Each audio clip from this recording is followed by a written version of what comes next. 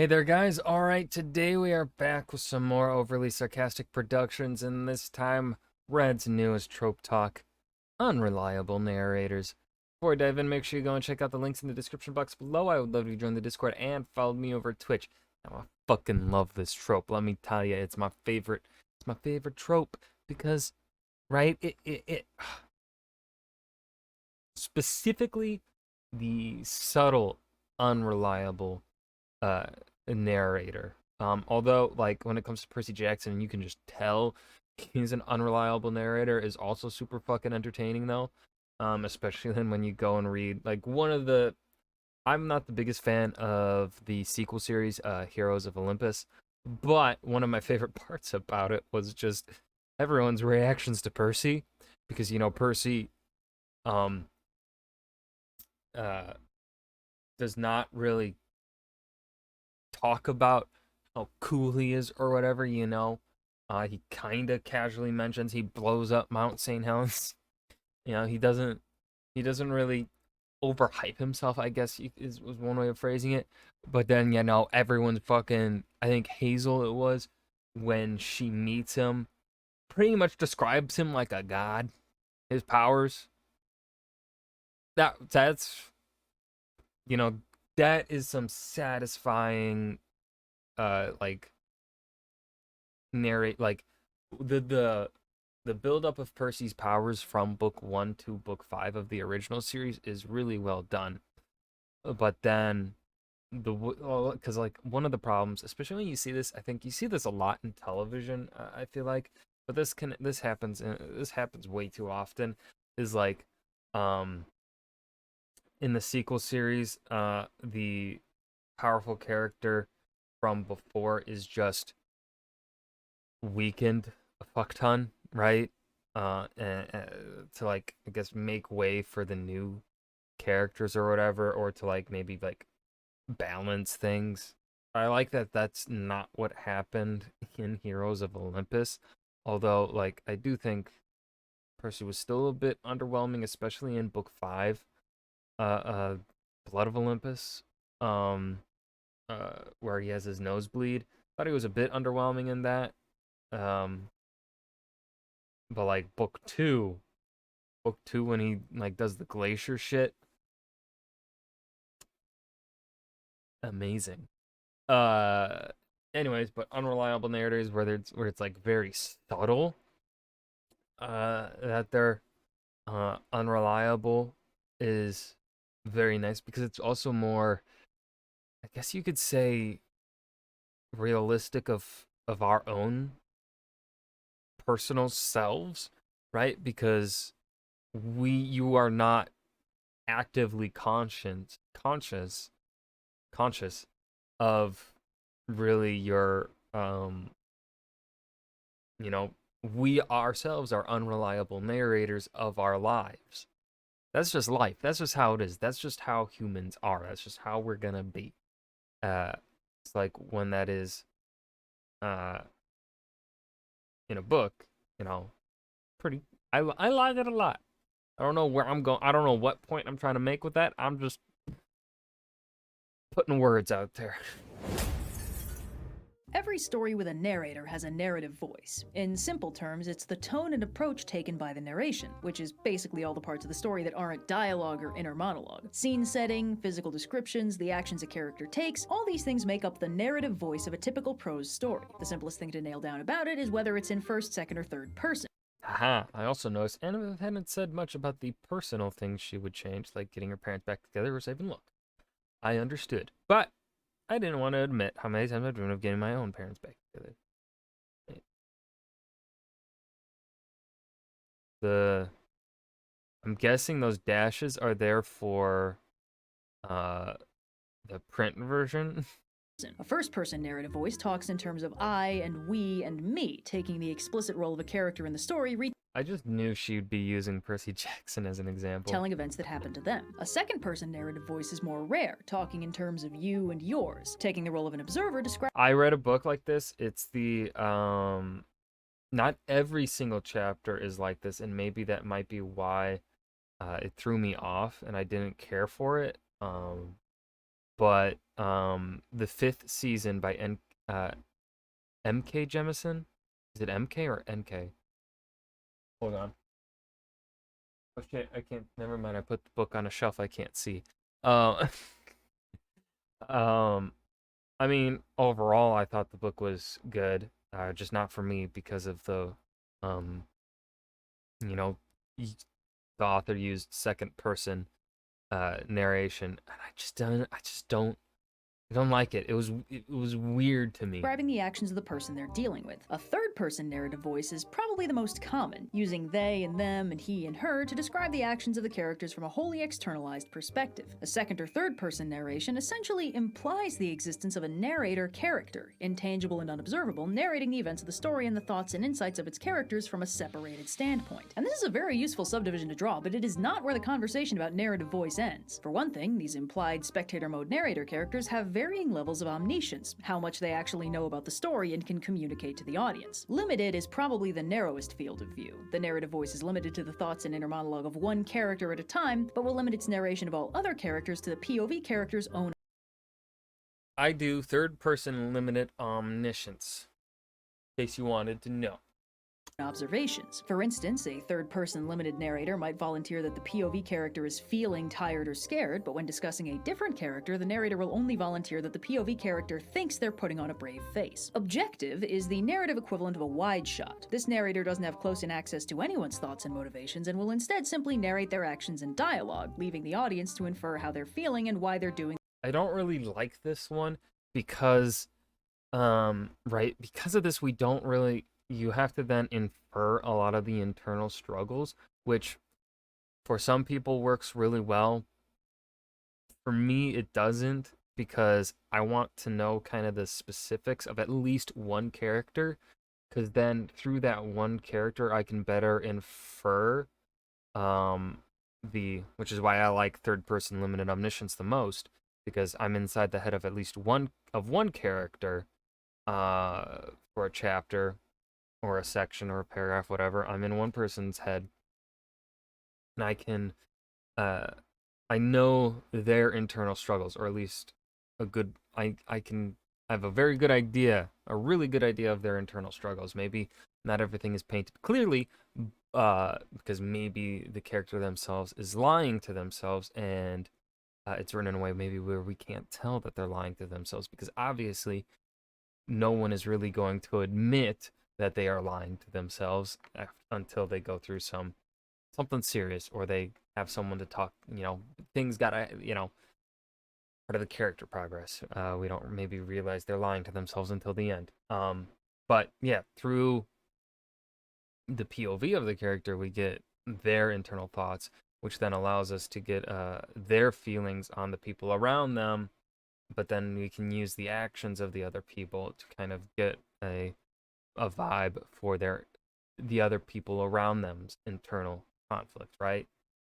So I don't like objective omniscience. No inner thoughts. No. I want the tea. The things that they're doing. I don't think I've ever read a book where where it's this sort of objective omniscience. I've read books where you kind of are able to go into the minds of every single character, but where the POV kind of shifts from like paragraph to paragraph. The series The Ranger's Apprentice is kind of like this, where it kind of changes from little sections to sections. Whose head we're in, and we get their internal thoughts and monologue. But we get their inner thoughts. We're not getting.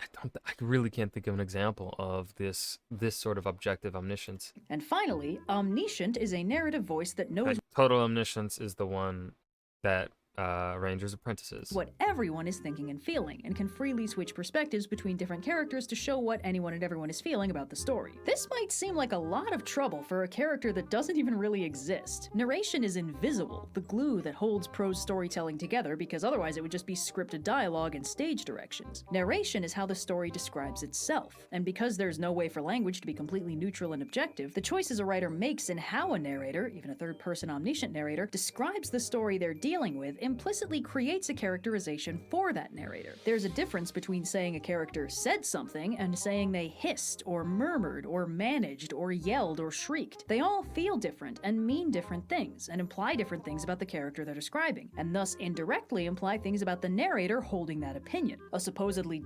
Now remember, though, you don't, and we can actually use this as an example here. Don't use it too often, right? You want to restrain on it, because too much of it, and it's gonna read weird. It's gonna mess up the flow, right? But right, and we have this example here from Red's providing this example, from Terry Pratchett. You know what? Fucking Terry Pratchett is an amazing writer, so this is actually, a perfect fucking example to use. Right? We have a lot of saids. Said Wendell, said Doreen, beaming at Ludmilla, said Wendell. Then no tag there because we know who's speaking next. But then in the next one we have Arthur supplied wearily.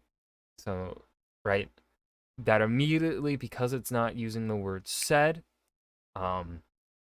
we immediately are getting, like, we are more aware, I would say, of that character's feelings. Whereas if it was being, whereas if this sort of language was being used in every single speaker tag, it would not hit as hard. Or then when Doreen snaps here, and then we get a more in-depth explanation of the way they speak, it lands better. And then we're back to said, and then said again, but then we have a little bit more explanation. Said is then next one, right? It's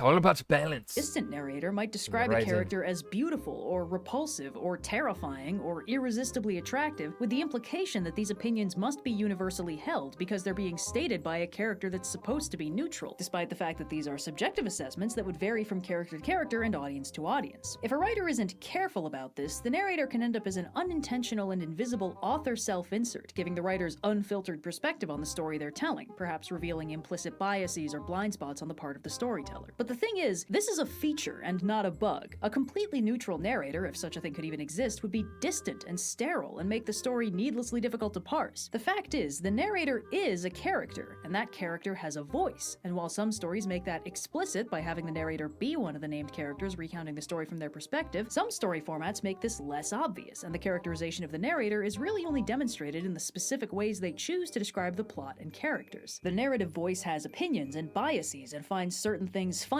or worth pointing out, while others might be glossed over as irrelevant. In a medium with a narrator, the narrator becomes Okay, yes, the things being glossed over or things being pointed out is one of the perhaps I think is, especially if you're wanting to do this unreliable narrator thing, right? If you're wanting to maybe improve upon it, work on it a bit more, 'cause it is tough. It's a tough one.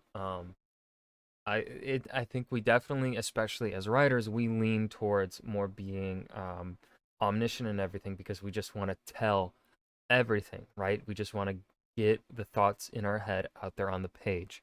And so, an unreliable narrator is not like that. So it is kind of going against our nature for most people. At least it was going against my nature, right? I kind of just want to fucking blurb everything out. That's the way I am. And so, I have to be more conscientious of, like, especially in my edits, things get cut a lot because I'm being more blurby and just spilling the beans instead of being restricted in speech and whatnot. Anyway, but like one example of this, and I think I've used it before actually. I can't remember, maybe in a character. I can't remember when I used this example, but it's like essentially what a character will point out. If you have one character that is perhaps more, perhaps a prince or a military commander, right? So they've grown up in a life where they think about like the defenses of a castle or whatever.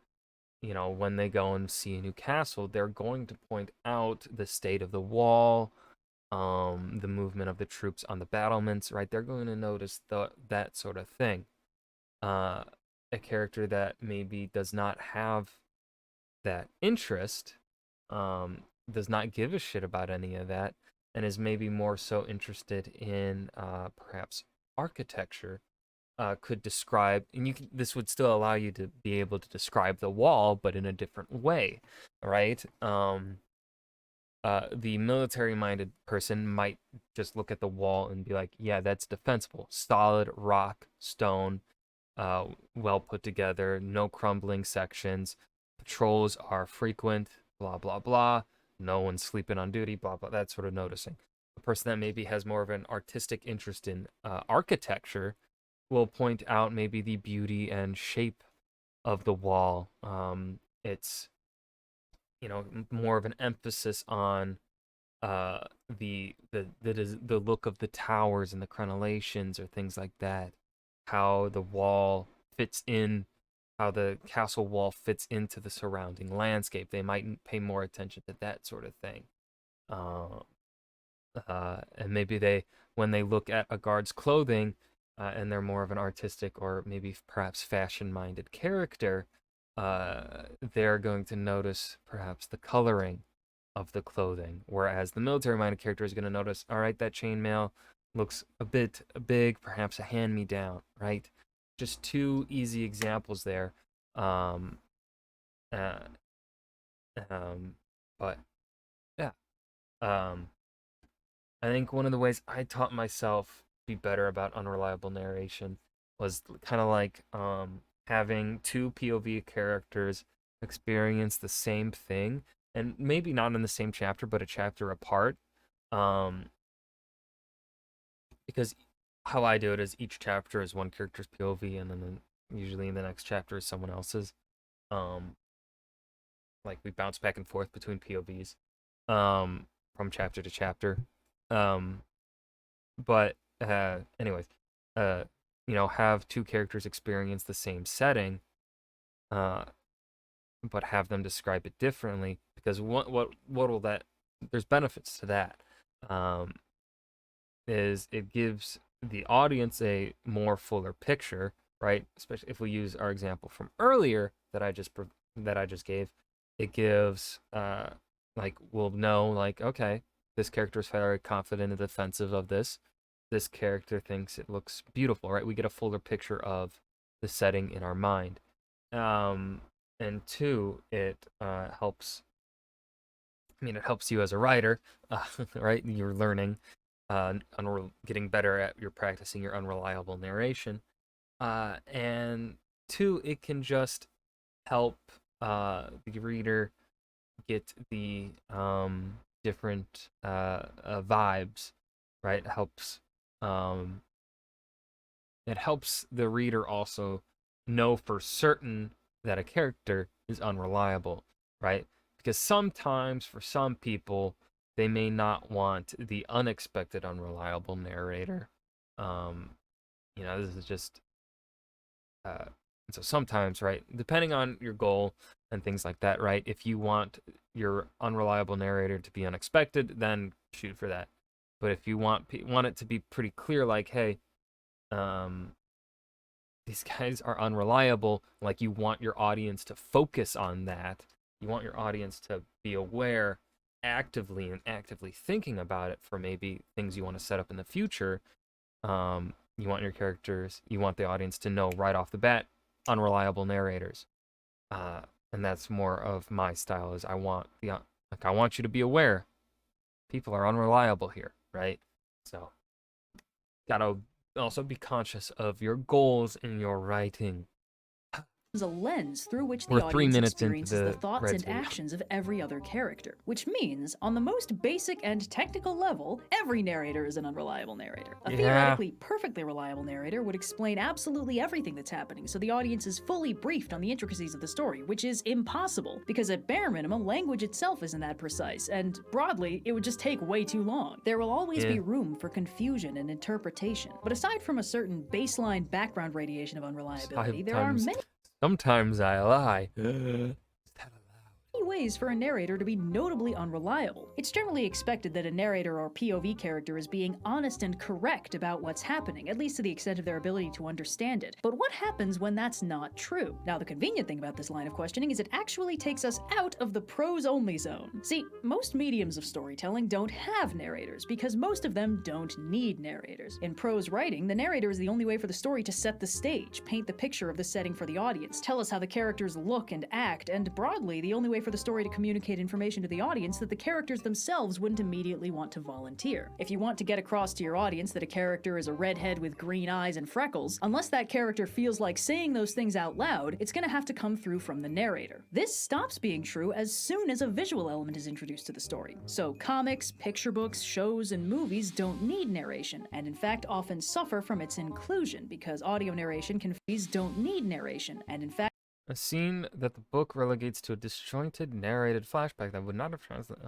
often suffer from its inclusion, because audio narration can feel like a clumsy and abstract way to communicate plot beats in a visual medium. Without a narrator, it might seem difficult to have an unreliable narrator, but even in stories that don't have third-person narrators, you can have unreliable narration or an unreliable narrative. Which is good, because otherwise it would be really hard for me to put visual examples in this video. The easiest way to justify having an unreliable narrator in a non-prose medium is to have a character in the story tell a story. This character thus takes on the role of a first-person narrator for the benefit of the other characters in the story. This can be a framing sequence for an entire movie or a full episode of a show, where the story begins with a character starting their story and ends shortly after they finish. Maybe the characters are all sharing ghost stories around a campfire, or someone is being interrogated by the authorities about what they did for a recent heist or crime, or the characters are reading through another character's diary, or a movie opens with narration from an unseen, much older version of one of the characters we're about to meet, or maybe several characters are all weighing in on their side of a big story, Rashomon style. In these scenarios, the characters can all be expected to be biased by their personal eccentricities, and that means the writer can get a lot of mileage out of letting every character tell the story unreliably in a way that makes sense for them. We get to see how the characters flanderize each other in their own exaggerated ways. If two characters dislike each other, the way they characterize each other is liable to be cartoonishly evil, or cruel, or otherwise hilariously out of character. A prideful egotist might tell a story where they're the heroic champion that single-handedly saved the day by fighting off a truly implausible number of bad guys. A villain might cast themselves as the victim. A parent might censor the swear words and steamy bits of a story they're telling their kid. A child's version of a story is liable to be a bit more unfocused than an adult's. This is a way to reinforce characterization while also giving the audience a fun mystery to puzzle through. What parts of the story are true? What parts are exaggerated? What really happened? In cases where only one character is telling the story, so we can't cross-reference with anyone else's version, we're often directed to take them at their word for the bulk of the runtime, only for doubt to be cast on them at the very end for a fun twist reveal. Maybe the happy ending they described was wishful thinking, or the story is revealed to be an elaborate lie. Broadly, there are three ways narrators can be unreliable. The first and most obvious is if they are lying liars. These narrators will flat out deceive characters and audiences alike by either misrepresenting events or leaving out key information. Like, for instance, and in those intervening 10 minutes, I totally killed that guy. The second type are ignorant or inattentive. These narrators aren't intentionally misrepresenting the story, but they don't really understand what's going on, so their version of events might skip past.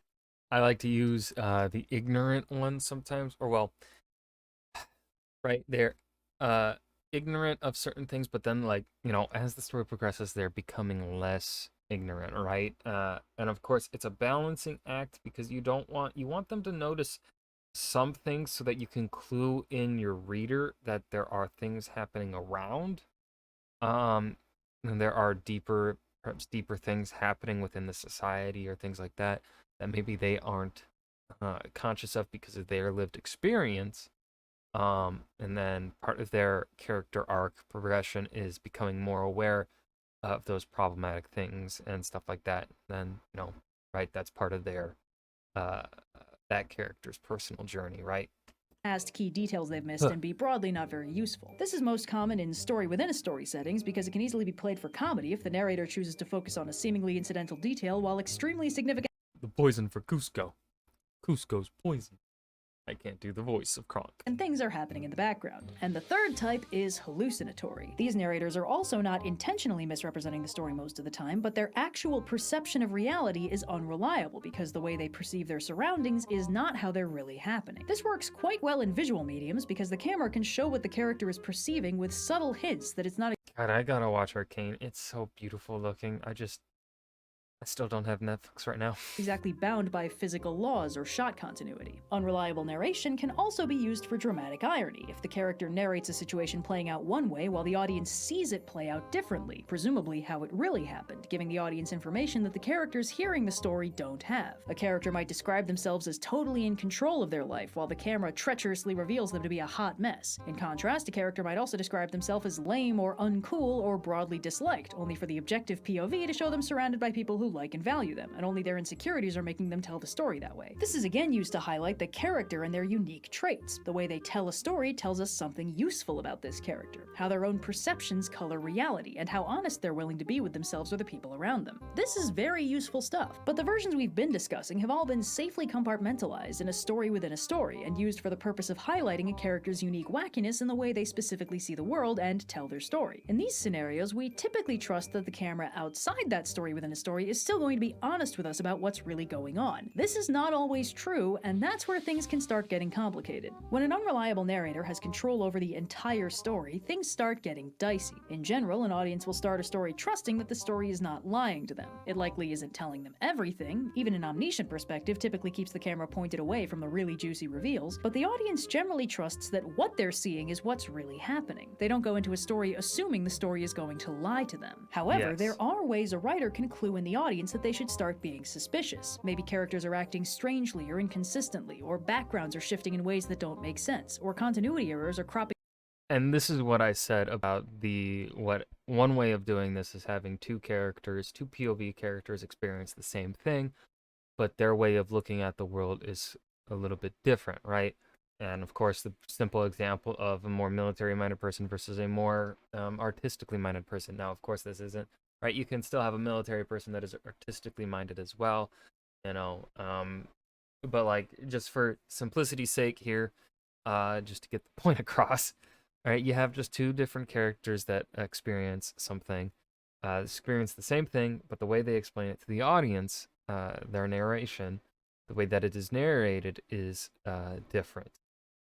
Is it personally what I think one of the better ways, if not the best way, to get the point easily across to the audience, to clue them in on something being off, you know? Up between shots. An audience might begin to get suspicious, and will generally have those suspicions confirmed fairly soon after the evidence piles up. The suspicious scene might be revealed to be a dream, or a simulation, or a hallucination, or somebody's mind palace, or a brief glimpse into an alternate timeline, or any number of plot-based hand-wavy justifications the writers can use to briefly bait and switch the audience with an impossible or deeply unlikely scenario. This can be a lot of fun, but it has a detrimental effect on audience investment in the long term. If they've already done the nightmare sequence or the holodeck training program trick enough times, the audience might start feeling broadly unworried when a situation looks particularly perilous, because it's even odds it's not even really happening. This means when it turns out to actually be happening, the audience has to play catch-up on their investment, and unfortunately, if the audience has picked up on clever clues that the scenario was fake, like the writing making no sense or continuity errors in the shot, that goes from being very cool and smart writing to subtly hint that the events aren't really happening, to the unfortunate realization that it's actually just bad writing and poor set management. It's a risky trope to overuse because it hits with less punch every time, and diminishes the punch of the actual non-fake plot twists, and it can train an audience to pick apart your writing looking for clues, which is of course a good and fun thing for any audience to do, but it can be a bit disheartening for the writer regardless. But of course, one easy way to avoid that issue is to tell only one self-contained story, like a standalone book or movie, and having that turn out to be an unreliable narrative, because that means that there aren't later installments for the audience to disbelieve. One relatively common way this plays out is a reveal near the end of the story that the POV character has been hallucinating for large portions of it, and whole scenes didn't happen happen or didn't play out the way they thought they did. Or a character's memories have specifically been tinkered with and any flashbacks and recollections they had aren't what they seemed to be. These reveals usually hit late in the game and make a lot more sense on a second viewing, where the audience can be on the lookout for particularly exciting hints at the break in reality. Of course, once you establish the idea that the POV character's perceptions can't be trusted, on a certain level that's kinda game over. For the purposes of this story, the audience can no longer be convinced that anything they're seeing is real. It has a similarly disengaging effect to the all a dream twist, since it confirms that the story can and will pull the rug out from under the audience, and it's pretty much impossible to take anything the story presents at face value anymore. Most of the time, this is a feature and not a bug, since this reveal usually hits when the story is already almost over, and it can be very cool for an audience to go back through a story like that and catch all the hints and double meanings they missed the first time through. If the story doesn't have to convince the audience that they're seeing something that's really definitely happening, it isn't a problem that they basically can't convince them anymore. But this can become an issue in serialized media or other long-form storytelling, because if the story gets too comfortable playing with the audience's perceptions of reality, then as mentioned, the audience is going to disinvest. And if the writing gets too shoddy, the audience might literally refuse to believe it's actually happening. The problem is only worsened if the writer gets cute with it, as they so often do, like having a character snap out of a horrifying unreality into a scene where they're being rescued, which in turn dissolves into a horrifying unreality until they wake up to being rescued again, but for real this time. It's pretty understandable that both the characters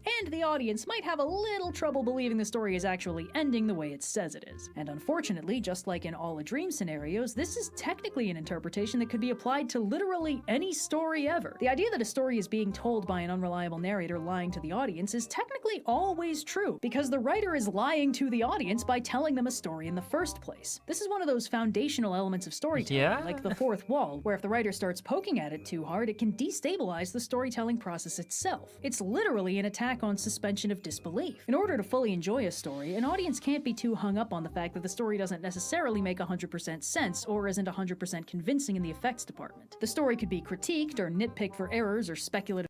I don't think Eagles can get that big. I would die for Samwise Gamgee. God damn right you would. You wouldn't die for Samwise. Well, that's okay. He would die for you, though. He would.